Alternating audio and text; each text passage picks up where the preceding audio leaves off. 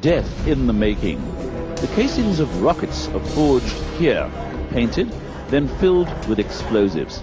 The act of directing attacks against civilians and civilian targets contravenes the principle of distinction, perhaps the most fundamental of the laws of armed conflict. According to this principle, parties must at all times distinguish between civilians and combatants. Moreover, it is strictly prohibited to direct attacks at civilian objects or civilians not taking a direct part in hostilities.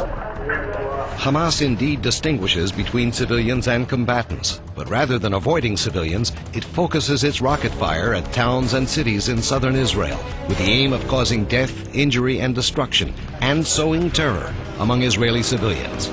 In contrast, when dealing with densely populated Palestinian civilian areas, the Israel Defense Forces make great efforts to spare innocent lives, often limiting its military objectives and putting its own troops at increased risk.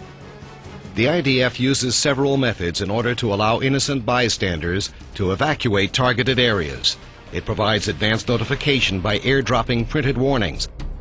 The IDF has established a unit which gives further notification through verbal telephone announcements made directly to local residents.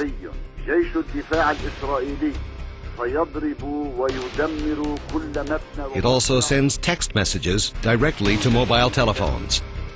When civilians have either been forced or chosen to remain near targeted areas, the Israel Air Force uses precision strikes only against identified targets, as in this image, with minimal, if any, collateral damage to innocent bystanders.